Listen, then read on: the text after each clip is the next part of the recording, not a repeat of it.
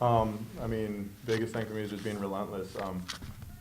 Guys like Matt Tiby and other guys are guys that try to match your energy. I mean, Tyby's always flying around for rebounds and flying around, throwing his body around and not being scared, not being timid. And with me, like I said, it's just my mental part of the game. And when I just start to think that I'm a bigger presence, and I mean, sometimes I feel like I forget I'm 6'10". I mean, coach even jokes about it too. But I mean, just making sure I just play big, play bigger, and just working on that.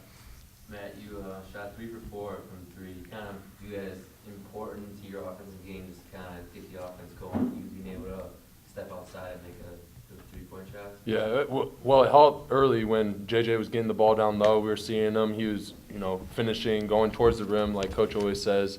That opened up my gaps, and people were trying to focus on him because, they were trying to stop him. So it let me get open a few times and got some crucial shots open. And, I had some assists from JR and Steve and them. So I was just glad that they saw me open for the 3, and I was just glad I was in rhythm and knocked them down. Matt, you have 2 double-doubles in your last 4 games now. Can you characterize the first month of the season for you personally, how it's gone? First month of the season was a struggle for myself. I was 3 technicals in 4 games, and that's not who I want to be. Coach really was trying to influence me and, drawing my energy back and focusing it on the team rather than just on the game and, reacting. And that's what he was pretty much saying is I'm a reactor and, I need to calm down. So just for myself is just calming down, getting my head straight towards the game and, not focusing on the stuff that I can't handle, and that's like the off-field stuff, just like the referees and stuff like that. So I just got to keep focused. And the month of December, I knew I needed to start picking it up, and for my teammates especially because it gets them open.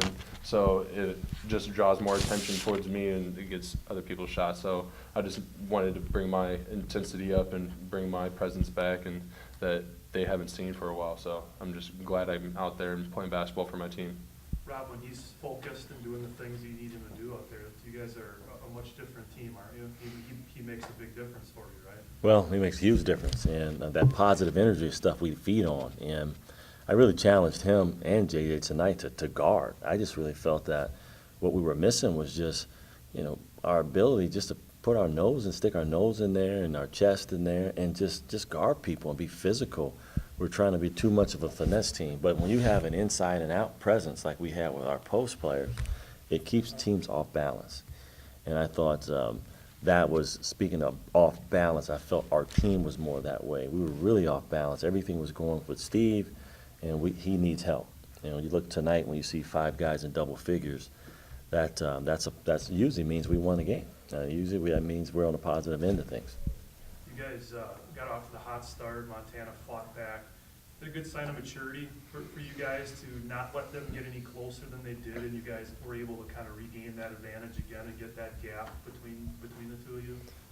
Well, I know I didn't get a chance to do an open statement, but our character has been tested, and this is a positive step in the right direction.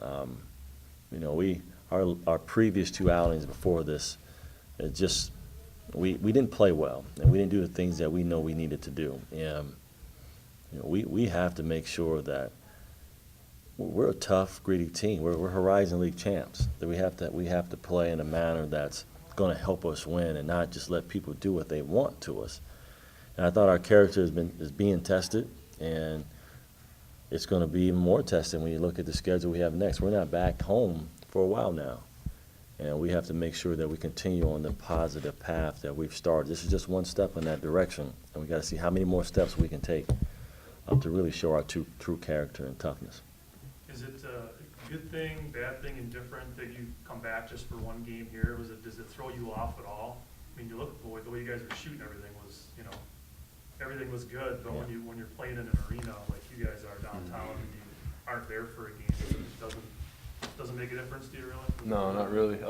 For ourselves, we've been practicing in there all summer, so we know how the rims are. We played there. It's just another arena for us to go out there and showcase our talent, and that's what we really wanted to do. And Coach said we really wanted to. He forced us, especially me, to play defense tonight, and that's what I wanted to do. I wanted to go out there and make my presence felt on defense first, and that's just helped my offensive game. And I felt like my toughness on the defense really helped us on the whole game and offensive side because, you know, toughness down low, that brings our energy up for the guards especially, and, you know, they know that we're fighting for them, and they know, and we know that they're fighting for us.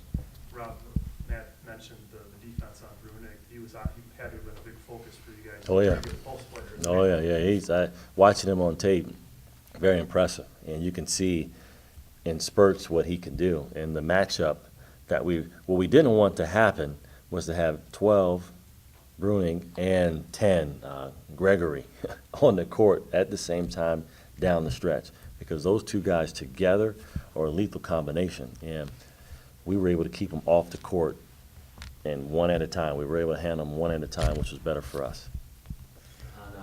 After Wednesday, we kind of talked about Akeem and how he was just kind of getting lost in the kind of shuffle tonight. He finished with 14, 4 of 7 shooting. That kind of has to make you feel a little better. 2 of 2 from 3. Yeah. And he was patient. I thought the shots he took were after a minute or two in the game. It wasn't after 10 seconds or 20 seconds in. And for him, I think psychologically, he knew something was wrong with his hand. And now he knows that it's better, or it's on the way to be better. That helps a lot.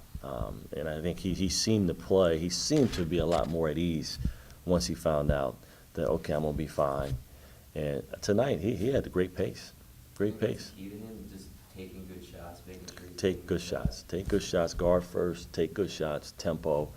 We have a lot of different things we use for that. But for him, pace of the game is important.